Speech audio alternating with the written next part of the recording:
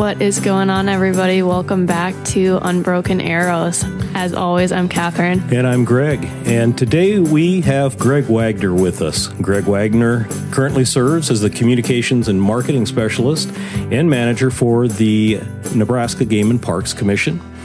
Each week he can be heard on radio, seen on local television in Omaha, and his posts can be found on several social media platforms. I think it's safe to say that promoting natural resources conservation and outdoor activities in Nebraska are his passion. And one of the primary goals of his blog is to get people, especially young ones, to have fun and spend time outside. What Greg promotes, I think, is in perfect alignment with what Catherine and I want to continue to promote on our Unbroken Arrows podcast. So welcome, Greg, and thank you for being part of our podcast. Hey, I appreciate it. One of your recent blogs, Greg, shared 16 ways to cure cabin fever. In a winter like this one, where we're experiencing a little bit warmer temperatures than normal, are there any additional activities that people can get out and enjoy? You know, there are always a lot of things to do in the great outdoors. And when we have a warm stretch here in the Cornhusker State like we've had, and it pretty much continues, I would tell you that it opens up our trails for fat tire biking. And I probably should have did more of that when I was younger. Because I might be pushing my bike up the hill and waving you around me. But this is the time of year when we see, I call it the fall. It's a false spring in February, the emergence of a lot of wildlife. This is the time of year where we have in February a lot of fur-bearing animals that are breeding. That's one thing I did not point out in that blog. Striped skunks right around Valentine's Day. We also have coyotes, foxes, possums, and coons. This is their time to mate and to breed, and they're ever more apparent, even sometimes catching glimpses of them into the late morning or late afternoon or early evening as our days get longer. So that's one thing. And, you know, another thing, too, is bird watching. Our birds have really now spread out, and they're ever more apparent. They're not congregated at your feeder because our ground cover is now mostly exposed. Our waters are opening up, but a good time to bird watch. In the spring migration, by the way, is on in Nebraska. We right now have snow geese that are in the southern reaches of the Cornhusker State, specifically in the southeast corner of the state, spilling over from the Los Hills Refuge, a lot of snow geese. So that is another thing that I have not pointed out. We have had a good push of waterfowl the last week and a half here in Nebraska as well. So there's some really good waterfowl viewing opportunities as well. Okay, you alluded to a couple of different things that I want to touch on. First off, yesterday was my mother's 96th birthday. So happy birthday a day late, Marguerite Pavlik. But I went up to spend part of the day with her in northeast Nebraska, and I saw something on the way home, so this was probably about 4:30 or so in the afternoon, that I've never seen before. And a bobcat ran across the road in front of me. So are bobcats in that group of animals that you talked about? Is this their breeding season by chance? Well, first off, happy birthday. 96 years young? Yeah. Wow, that's awesome. Happy birthday, Mrs. Pavlik. And for bobcats, this is also their time of year to do a little breeding and to establish their pair bonds, and they're ever more apparent as well. Late afternoons, if you crunch things down, really are the times when you need to be out, whether wildlife watching or you're doing one of our conservation order snow goose hunts, or you're going to call coyotes, do some predator calling. Late afternoons, as you alluded to, are the best times when wildlife really is kind of coming out from their daytime slumber, and they're getting ready to hunt for that time frame and then on into the evening. But we have more bobcats in Nebraska than you would know. We tag bobcats in our Omaha Game and Parks office. Our conservation officers tag bobcats, and Here out of our Omaha office, we'll have probably about 30 bobcats a year that we'll tag here that have been harvested by hunters and trappers. And there's more of them than you know, even though they're very seclusive. I did catch one on my game cam once, and it was actually probably one of the my favorite pictures that I did get, or images that I did get captured. And it was snowing, and it was moving through deep snow, and so it wasn't moving evidently too fast, and it was an excellent image. The other thing I was going to ask was, and I meant to ask Catherine and her brother AJ about this last night because they're goose hunters.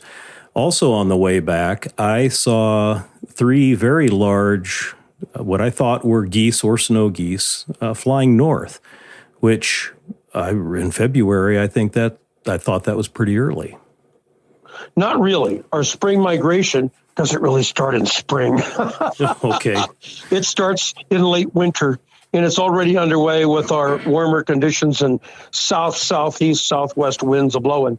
So they can kind of fool you. Sometimes in the course of a day, we'll have geese that'll work north, and then they'll work back south. They're going to work up to the snow line, probably not going to go beyond it. They're looking for exposed grain fields to feed on waste grain and open water where they can roost at night. So they're just kind of really working. You're seeing a lot of scouting flocks right now, and you might be saying to yourself, why are they flying east? Why are they going north? Well, this is the time of year when they're really kind of feeling things out, the scout flocks for the main big flocks that are yet to come. Sure. And the crown jewel in Nebraska bird watching, the cranes, sandhill cranes, when are they going to be at full peak migration? Well, we normally see them about now. I haven't had any indications of that, but we probably do have some cranes along the central Platte River Valley between Grand Island and Kearney specifically. When to go see all the cranes? We start seeing viewable numbers of sandhill cranes where there's plenty around to see along that Platte River Valley about the first week of March. I tell people best time to go around St. Patrick's Day, mid to late March. The migration is pushed back a little bit in these last few years with its peak of about 600,000 birds, but it is so cool. I can't even describe it on the radio. It's one of the world's largest gatherings of birds. We will have 600,000 or so sandhill cranes visit that Platte River Valley between Grand Island. It stretches all the way to Ogallala, but mostly between GI and Kearney. That's where the birds are going to be, in that 40-mile stretch of the Platte, and they'll just be packed in there. Sights and sounds are deafening, and there's a lot of neat viewing spots along that Platte River stretch publicly. So there's chances to get out of your vehicle, stretch your legs, and it's really one of those things where it's a bucket list item, and as Midwesterners, you should have it on your bucket list and then be able to cross it off. Go see all the cranes, take the kids and the grandkids. And that's one of those things as a native Nebraskan, we never, or I should say, I have never made a special trip to do that. I've seen them and observed them several different times, but you talk about the sounds. That is some of the most unique sound. It's pretty crazy that I've ever heard. And when you get those numbers, oh my goodness. Yes. My wife grew up, my lovely wife, Polly, of 38 years, grew up at Wood River, Nebraska, just west of there. So she's in that stretch between Grand Island and Kearney. And she's like, cranes, big deal. And so I'm like, no. I'm from Gretna, Nebraska. No, that's a big deal. So, we made sure to visit Grandma and Grandpa quite a bit out there, and especially in mid to late March. You guys have a fall crane season, don't you? No, we do not. No, and I'll address that. And people ask us, wow, Kansas is hunting them, Oklahoma's hunting them, Texas is hunting them. In the fall, the cranes fly over us, and they're in small groups of about 7 to 10 birds, roughly, and they're very seldom seen. So what few birds would be shot would not outweigh the anti-sentiment that would be directed toward this agency the Game and Parks Commission for having a hunt where a few would benefit and the great many would despise and hate us. And you might say, well, biologically, you could do it. Yeah, we could, but we don't want to do it. We're a spring staging area. Nebraska is unique, and we believe that we don't need that anti-public sentiment. What few birds would be shot would, again, not outweigh the negativity that would be directed toward the hunting community or the Game and Parks Commission. So we're a big-time spring stopover, and I tell people, do you have a good camera? Shoot them with your camera. Sure. Now, is that kind of, I'm going off topic here now too, but the number of permits issued for elk are limited, correct? They're limited. They're climbing. Okay. They're climbing, largely available, obviously, to residents. They're climbing. We have elk mostly in the northern tier of Nebraska and in the western portion of the state. And didn't they have a special hunt like in July or August a few years back, somewhere north of the Platte River? I used to live in Ogallala. Like a call? Yep. Yeah. And that was a unique thing. And that was, were they doing damage to crops? Yeah. That's what it was? Okay. Yeah. I will tell you that one of the things we pride ourselves here at Game and Parks in doing is that we are responsive. We're government acting quickly. And we had this unique scenario come up where these elk were trampling mature crops. They were eating them, trampling them, bedding in them. You know, the kitchen and the bedroom were one and the same, and it was out of control because the elk, they were in herds. And so we had to act quickly, and we did. And we had a specialized hunt out there and a drawing for permits. They're a public resource. And we told the landowners, hey, you're going to have to work with hunters on this and open it up and everything else. And it worked pretty well. It was a kind of a one and done thing. And we pride ourselves, again, on being responsive. You might say, well, gosh, you're catering to private landowners. 97% of Nebraska is private. Sure. Unlike a lot of other states, we have to be responsive to those landowners that are feeding and managing wildlife as well as their crops and their livestock. Another blog that you wrote recently talked about foraging for edible wild plants. And in that blog, you made a point that it is not just a spring activity. And that's something that, for me, I think really the only thing that I foraged are probably morel mushrooms. And that's a springtime, obviously, a springtime edible mushroom that's a unique place to find. Not to be confused with shrooms. No, that's right. Yes, right. But that's something I'd like to get into a little bit more in terms of being able to forage. But so what are some of the suggestions that you have for someone like me that would want to become more involved? Well, they think I'm the foraging expert at Game and Parks, but I don't know about that. I always tell some of the younger biologists, maybe I'm the Yule Gibbons, and they kind of look at me funny, like, who's that? Yeah, Catherine probably would miss that one. Yeah, I've got no idea what you're talking about. That's okay, but I'm the forager, and I've done a lot of it. And my grandfather on my mom's side taught me all these things. He said, you know, if you're going to be a very good hunter, especially, you need to know the woods. You need to know the trees. You need to know the plants. You need to know, if you're compromised in a situation, what you can eat, what you can't. There's more than just morels, and that's a great point that you brought up. Even this time of year, that's the blog I did in winter. We have wild edible plants out there.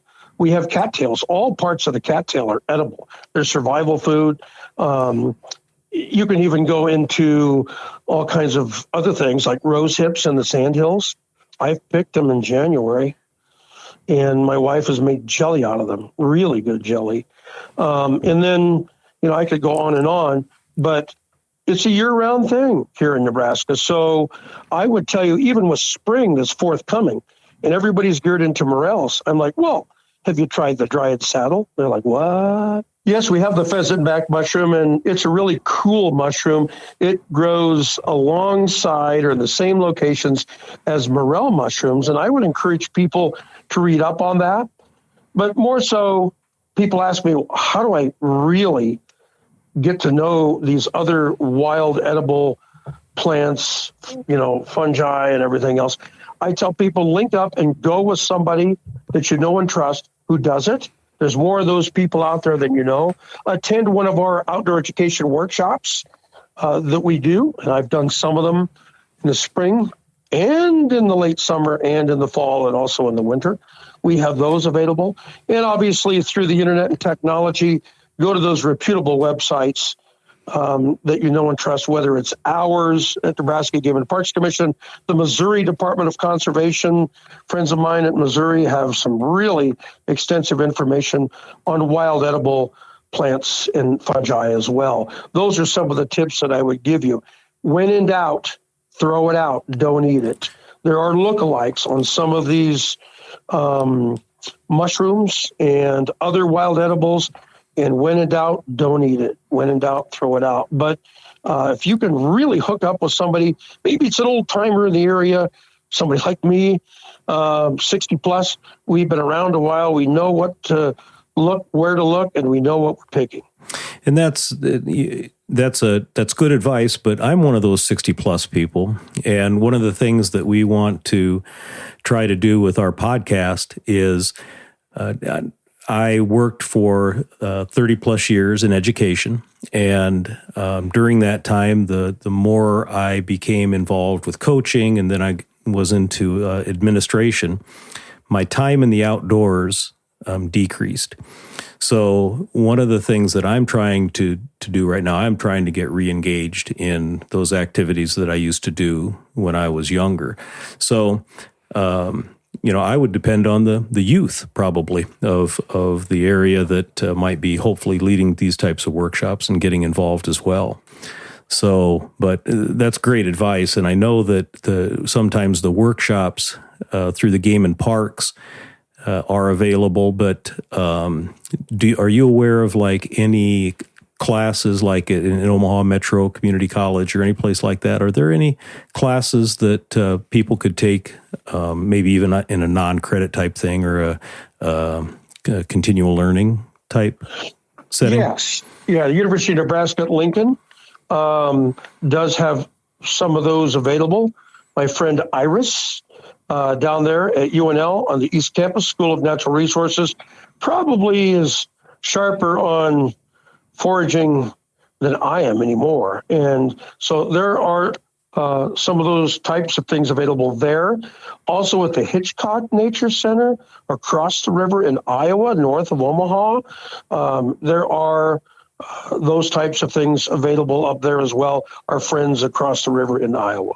I think the most my foraging experience has gone is those little green clover things that grow like all over and are kind of sour. Sure. Yeah, clover's edible, sure. Dandelions are edible, clover's edible.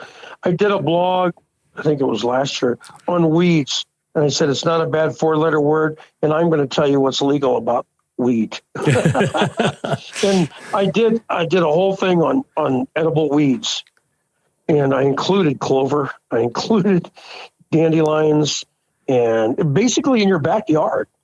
And people are like, oh my gosh. And you just got to make sure they're not sprayed with toxic chemicals. There's not a road close by, and there's not dog excrement or pet excrement on them. And you'll be good. You'll be fine. And in these foraging or the types of foraging that you do you include like tubers and the forbs? Like I'm thinking Jerusalem artichoke is one that I've read about that I would like to harvest and try to cook, because those are prepared similar to a potato. Is that correct? Correct. And yes, it's all inclusive. And when I've done hands-on type outdoor educational functions, we're identifying the trees. You need to know the trees, the grasses, the flowers. You need to know all the plants. Right. It makes you an all-around better outdoor enthusiast, a more knowledgeable one. And those are signs, you'll see signs of drought. You might see signs of climate change. You might see signs of an animal that you thought you didn't have, but you have on that piece of property. But absolutely, you need to know everything, and we'll point everything out. We'll even look for shed deer antlers out there as well. That was the next thing I was going to ask you about. There you go. Perfect lead. Ask away. Yeah, there you go. I am an avid rabid shed antler hunter. That's awesome. Have you been out yet this year? Yes. What, how early would you tell people to start walking? Well, a lot of research has been done at the University of Nebraska at Kearney on shed antlers. And I cheat because I use trail cameras or game cameras. Mm-hmm. I know when my bucks are starting to drop. And normally we start seeing drops in late January. I've seen them as early as late December, but really it's about now. It's about now when you can get the jump on the competition, if there is any, where you're hunting, and go out and look for shed deer antlers. You might ask me, well, Greg, what's the best time? And we see more shed antlers, whether it's whitetail or mule deer and elk in Nebraska, in March. March is the month. And I would tell you to push it a little bit and get toward mid-March. And that's a very good time for shed antler hunting, whether it's mule deer, whitetail deer, or elk. Where are your, I don't want to say go-to spots, but fence lines, by food plots? Mm-hmm. Where would you tell people to start looking? Any place where a deer, and we have whitetail deer in all 93 Nebraska counties, so we'll focus on them. Any place where they have to jump or jolt. So I'm looking at main trails, whether in the woods or in a field, especially where they abut fence lines, where that deer has to jump or squeeze through. I'm looking there. I'm also looking where main deer trails cross creek bottoms, where they've got to jump a little bit. I'm looking in ravines where you've got a trail that's pretty jagged. They're going down, they're trying to get down, and I'm looking there. I'm also looking near their bedding areas, very key areas. These, basically what I call day beds, they don't change. On our farm, we own about 2,000 acres. So on our farm, they don't change. We know where they are. They don't change. We don't like to bump deer out of them in the daytime, but they're around there. And these are sheltered areas, mostly on south slopes, exposed to the sun, with a lot of cedar trees or thickets around them. And when a deer has one antler on and one antler that's been shed and dropped, it's very uncomfortable. That buck is really uncomfortable, and it's going to try everything it can to get rid of that other antler that's on the verge of being molted. So we have found a lot of matching sheds, normally within about 150 yards of each other, in the same general area. And so what they'll do is they're going to look for lower hanging branches, thickets, and limbs, and they're going to shake when they get in there. And oftentimes in the midst of a cedar grove, I'll find a shed antler that'll match one I found maybe 100 yards away. What about deadheads? What does Nebraska have for rules on deadheads? Because we talked about deadheads in our last podcast, and I wasn't quite sure. What you mean by deadheads, found a deer dead, right? Yeah, skull with antlers. Right. You're allowed to possess the skull and the antlers of that deer as long as that deer does not bear shot marks. As long as there are no visible shot marks. And I always tell people the best thing you can do on that situation is to contact the local conservation officer to say, hey, I found this deer. You don't have any cases pending, or you're not looking for anything around this, or, so-and-so, nobody lost a deer. That's always a good idea to do as a follow-up. You don't need to get a salvage tag or a permit or anything. No, the roadkill salvage tags are just that. They're for the meat and deer or antelope or elk hit on the road. So for all of our South Dakota listeners, South Dakota is a little bit different. I ended up calling GFP last week to double check. But if you find a deadhead on public land, it is illegal to possess. You don't have to call it in or anything. You just legally cannot take it. And then if you have a deadhead on private ground, you do have to get a permit. So GFP, one of their officers, will come out, take a look at it, make sure nothing's suspicious, and give you a tag. The other thing is if it's over a certain trophy limit in South Dakota, they will confiscate that deadhead, and they usually raffle. Yeah, they do like a fundraiser and auction them off. Okay. And you are allowed to pick up and take home shed deer antlers on any Game and Parks Commission owned or controlled property in Nebraska. Yep, same for South Dakota. Yeah. So we don't care what size they are or whatever, but a deer skull with antlers, that the coyotes are probably eating, not bearing any shot marks, that can be in Nebraska, that can be legally possessed. That's awesome. Always a good thing to do to follow up with the CO, the conservation officer. Very cool. That's the only other thing I was going to ask you is if you tried to stay out of those bedding areas so that deer don't get pushed around. But it sounds like, yeah. Yep. We know from our cameras, use trail cameras, people. They're fun. Even if you can only afford one or two, we look at them in real time now. We have more fun with them than watching TV. We see all kinds of things on them, but we use the game cameras, the trail cameras that are real high tech now. And, they tell us, when deer are moving. They tell us if deer have shed antlers, if those bucks are bachelored up this time of year. They indicate a lot of things. We have cameras on the trails that lead into the bedding areas, but not in them. Yeah, you'd never want to bump deer out of their bedding areas because those don't change year round. They really don't. Do you do any scouting then for turkeys while you're out shed hunting? Absolutely. I am also an avid turkey hunter, spring, and I love it. 9 times out of 10, that bird with the brain the size of a pea has outwitted me. I know, it's crazy. They talk about bird brained, but I don't know. But anyway, yes, this is a great time of year to scout, especially in the eastern or central parts of Nebraska.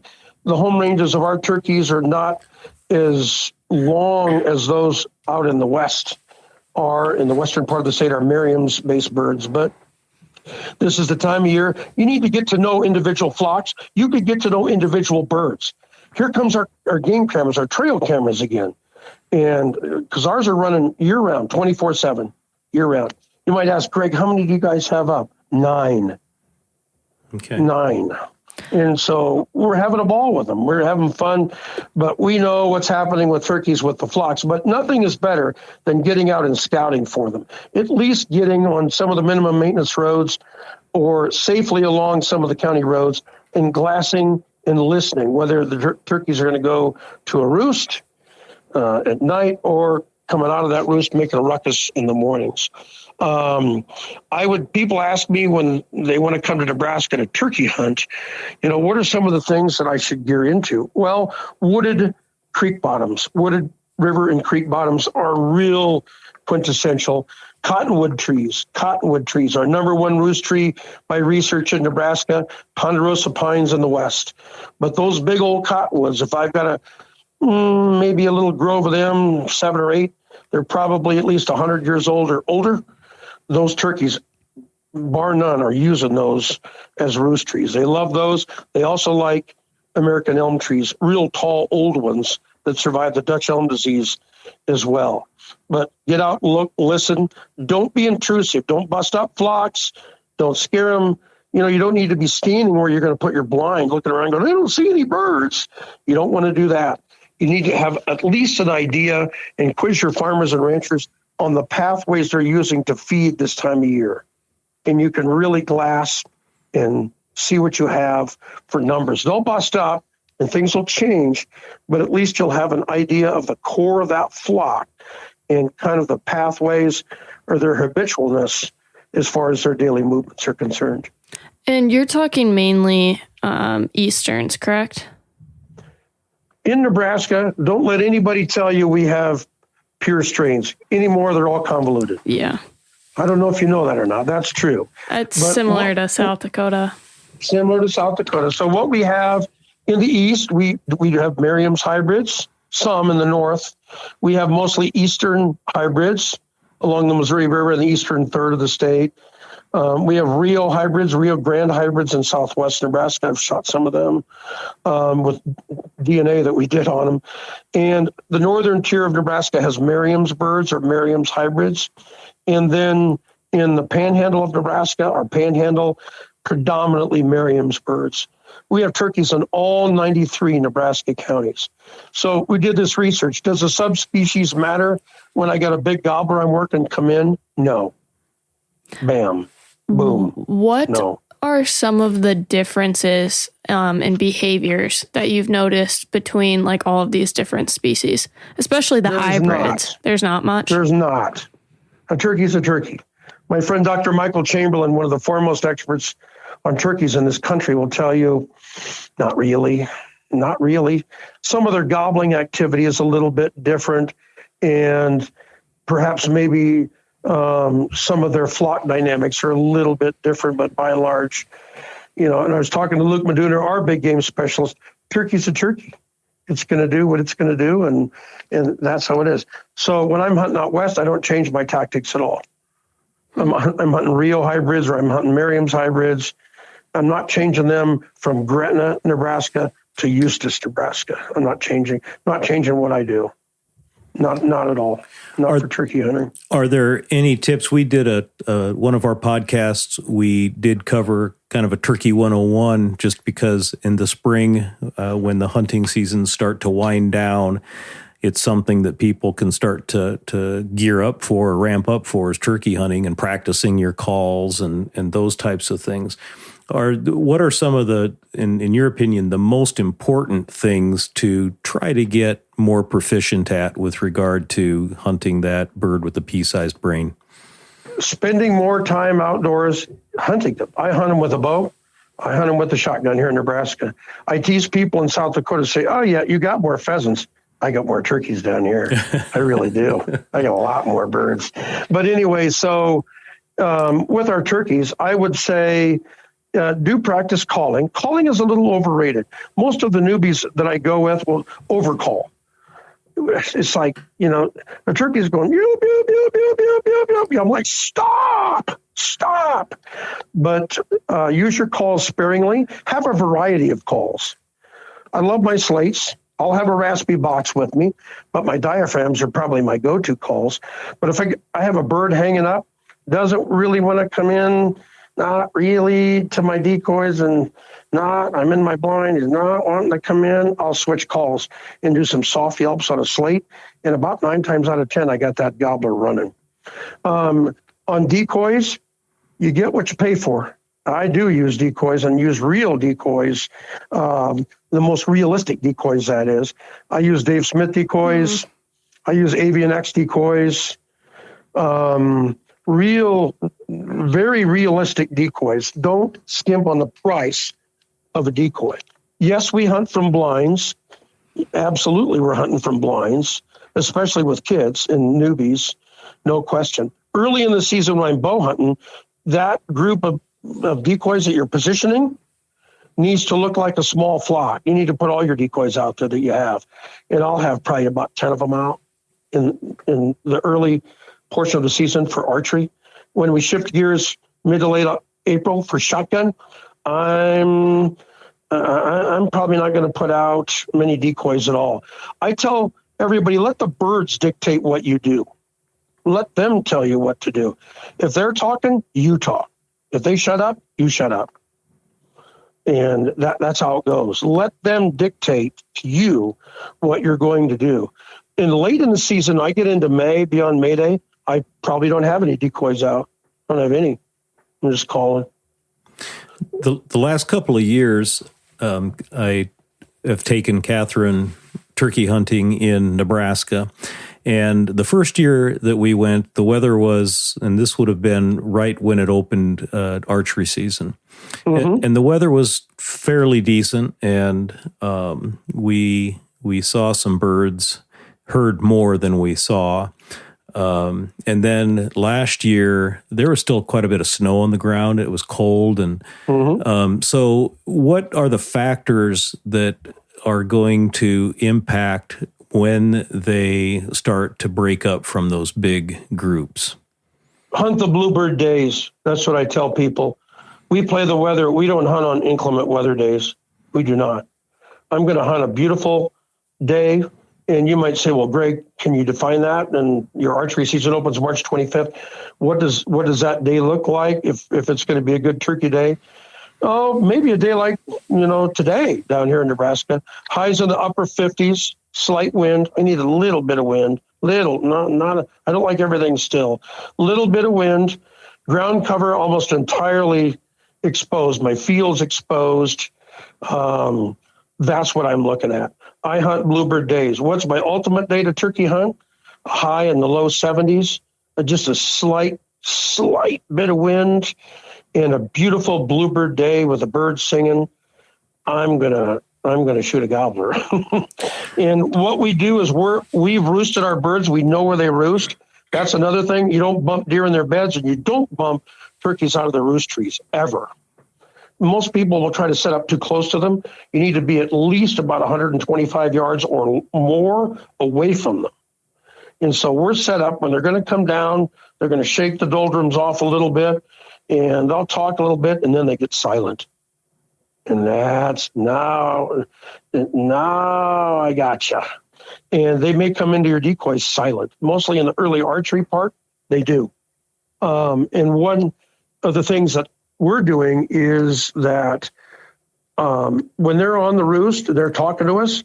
Once they'll gobble back, they know you're there. They know you're there. So you don't need to, you can gobble or you can use your hen yelps a couple more times and some plucks and stuff, but then you stop. They know you're there. They know they're probably going to come off that roost and they know you're there. And then when they come off and they're silent, you be silent. Sure. You got to watch. That's the thing that, and I've only been turkey hunting for a few years, but that time that you're describing, that when they are coming off the roost and they're talking a little bit, that part of the morning, just prior to that, the world's waking gobbles. up, the birds are starting to sing, and you start to hear some of the different things. That is, to me, you just kind of forget that you're hunting sometimes. Exactly. You are so right. It is the awakening of nature. It's one of the things of why I love turkey hunting so much. And I always tell people the first gobbles I'll hear with our spring seasons, it's like, okay, take me now. I'm ready. So it's one of the last sounds I want to hear before I pass this earth. It's, I'm ready. And it's just I don't know how to explain it. And you're right. You're hearing that sound. You maybe have a little bit of a fog. The sunlight's not penetrating through yet. The birds are starting to sing. You might have some deer out in front of you looking at your turkey decoys like, what are those? But it's just awesome. That spring turkey hunting morning, whatever, weapon you have, firearm or bow, it's awesome. Right. I was hooked the first hunt. Can you Same shoot here. turkeys out of the roost in Nebraska? No. I didn't think so. I'll be just blunt. No.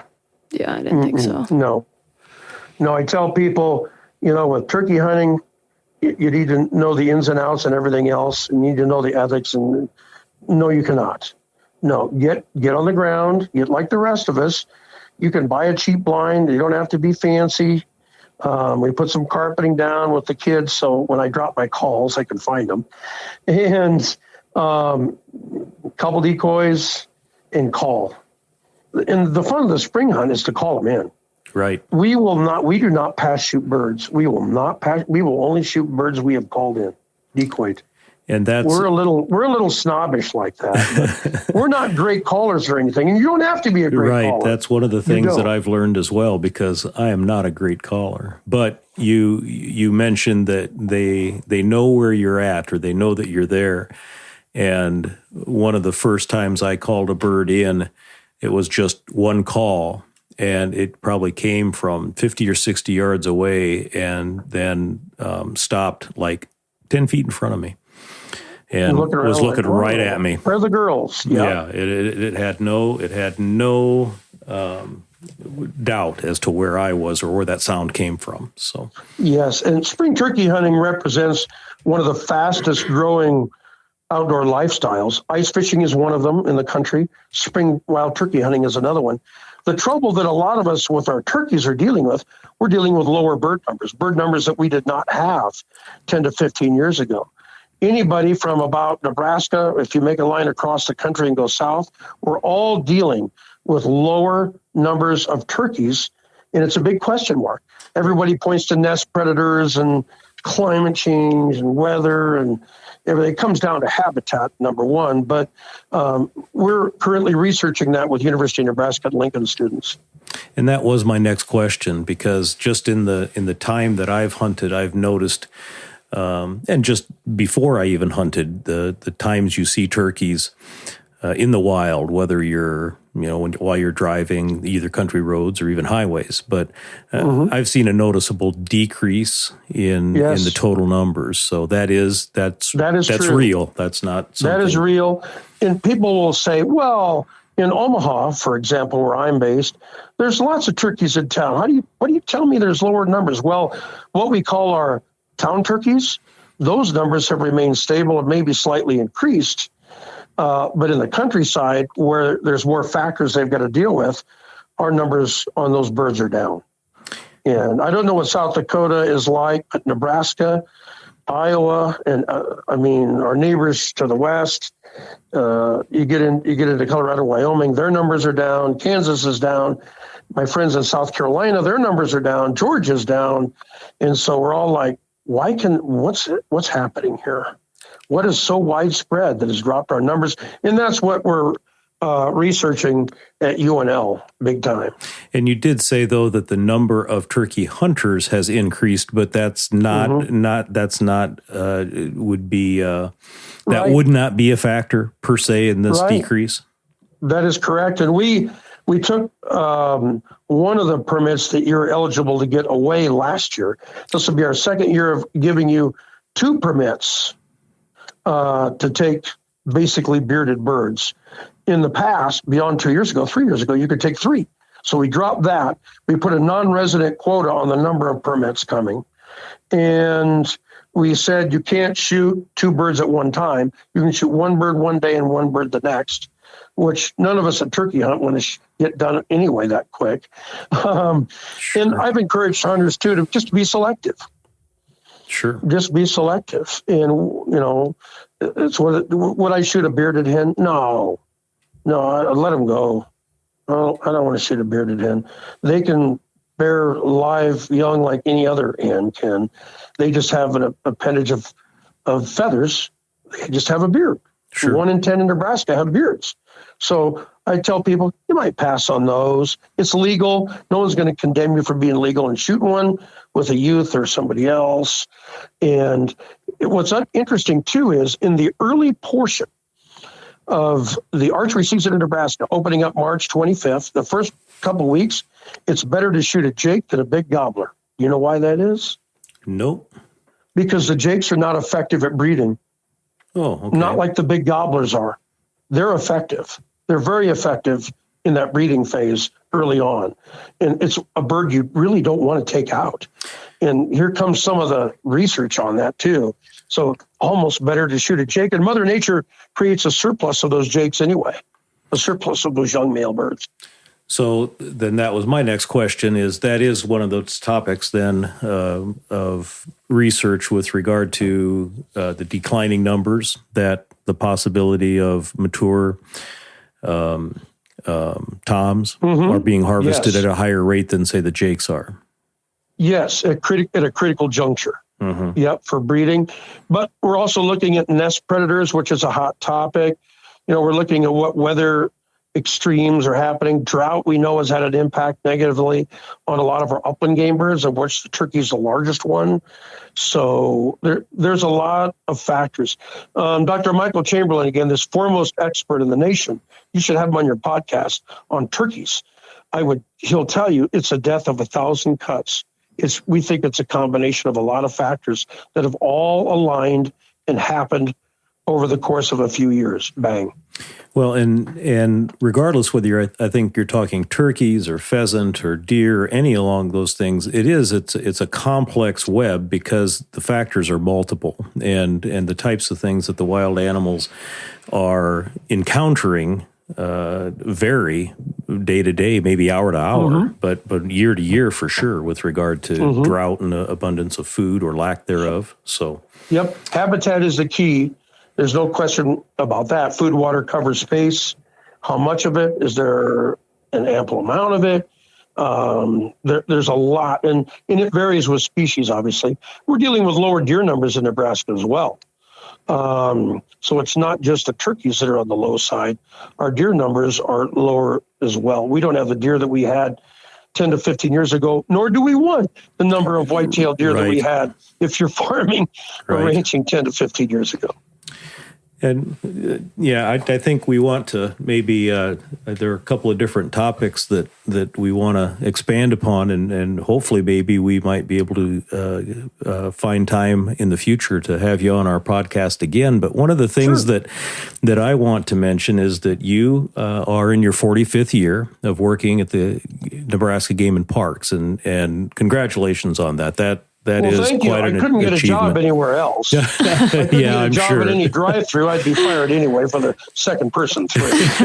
But I've only worked for one place all my life, you guys. Yeah, that's an accomplishment. But I mean, I think. Well, and a compliment to you, though, also is that I've again born and raised in Nebraska, and I think that anybody that if you mention the Nebraska Game and Parks, the name Greg Wagner is recognizable, and you have had, I think, a tremendous impact on the outdoor activities and promoting the outdoors in Nebraska. The question I have for you is, I was in education for 30 plus years, and I remember being a rookie teacher and talking to veteran teachers that have taught 30, 35, 40 years, and just thinking about the changes that they've seen over those years of teaching. And I'm sure that those same types of changes have occurred in the Nebraska Game and Parks.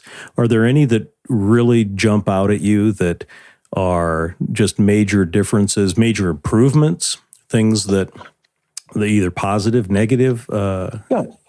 I would say, first, thank you for the kind words. Again, I probably wouldn't get a job anyplace else, but I'm one of these people that, you can teach this old dog any new tricks. And I learn from our younger biologists, and I stay open-minded because it's a constant learning environment in the outdoor world, in the environmental world. It totally is. I'm a farm kid from Gretna. I've been here for a long time, but I mean, you could teach me new things. One of the things, as I go back, in history, that's obviously changed, it's just like in the teaching world, is technology.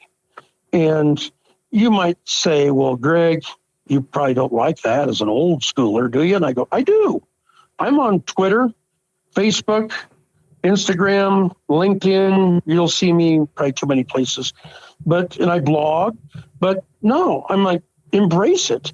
This is the future. Here we are on a podcast. I love it, and embrace it. I think for the outdoor community, they're more engaged than they ever have been, and they're not afraid to ask questions. They might have been afraid to come in to talk to the old gravelly Greg Wagner, but now they'll just email him a question, or they'll send him a personal message on Facebook, or they'll ask him on Facebook or X or whatever. But so I think with the information superhighway, the audience is more engaged than ever.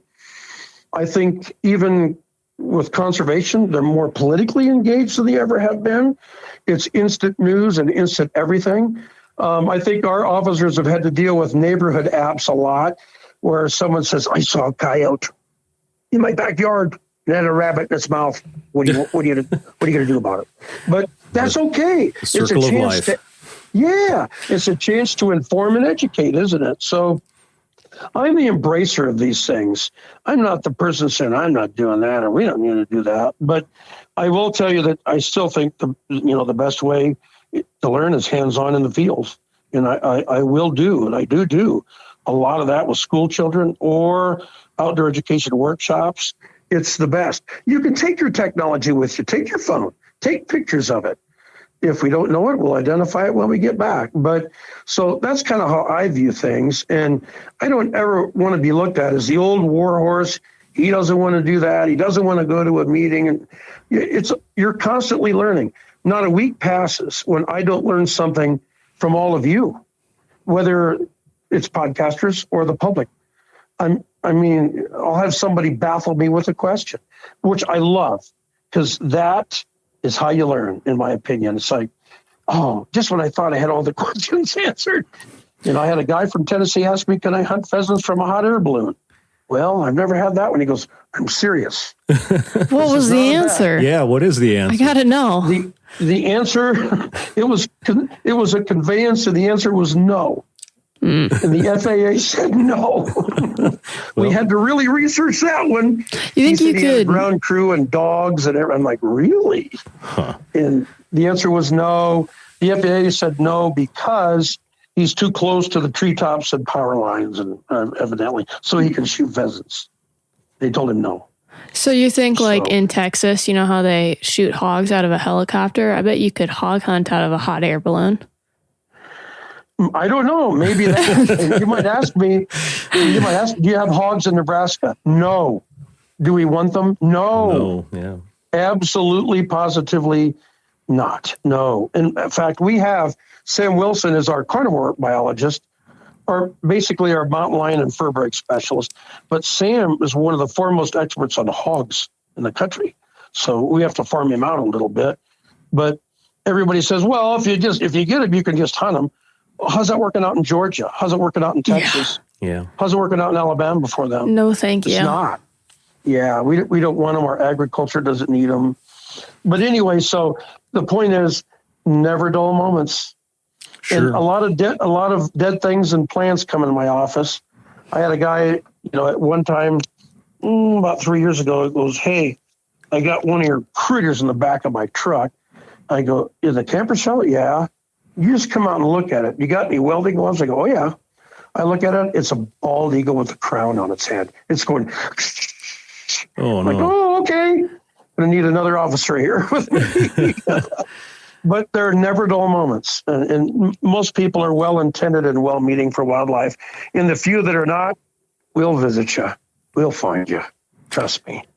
Well, we're happy to say that we do have people that listen to our podcast based upon the analytics that we've received, that they pretty much all across the country. So cool. Regardless of whether it's a Nebraskan, a South Dakotan, or anybody just listening to our podcast, if they were interested in coming and visiting Nebraska, what would you suggest for them in terms of who to contact, what to look for, and where to look for it?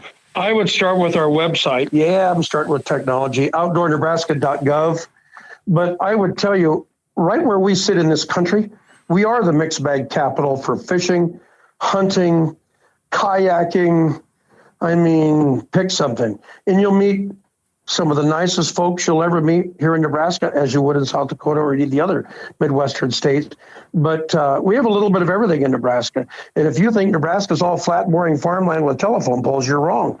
You ever been on the Niobrara River and tubed it on a hot summer day or kayaked it? It's like you're in a mountain stream going, I can't believe I'm in Nebraska. But we have a lot of neat things that happen seasonally. We have 76 state parklands. We're proud of our park system. We have the resort park, Mahoney, the very western park, Fort Robinson. And we have a little bit for everything and for families. And I would say, don't view us as a flyover state. We have a lot to offer. here on the Great Plains of Nebraska. And get off the interstate, because the interstate it's a tremendous route to travel. But take to the Highway 81s and the Highway 2s and the Highway 20s. Sure. Yep, there you go. I can remember when we moved to Ogallala and made that trip back and forth, and one of the times I realized that somewhere around Sutherland, if anybody asked me, where do the sandhills of Nebraska begin? Well, as you're driving on that path, you can look to the north of interstate and say, right there. Right there. Perfect answer. You betcha. And it's a totally different geography and biology, ecology. And I grew up in northeast Nebraska, which is full of hills and trees and streams, farmland and hills, and just don't gauge it by the interstate. So, well put. So, well, honestly, I have probably 3 or 4 different topics that I would like to visit with you again that I did not get covered here. So, and you're a busy man, so maybe a few months down the road, if it's possible, could we maybe have you on as a guest again? I'll make time. You bet. Absolutely. Well, if you or someone you know is thinking of suicide or in need of crisis intervention, call the Suicide and Crisis Lifeline by dialing 988. There are resources available to help. So to all of our listeners, take some time to get outside, get outdoors, and experience its healing powers. With that, on behalf of Catherine and me, until next time.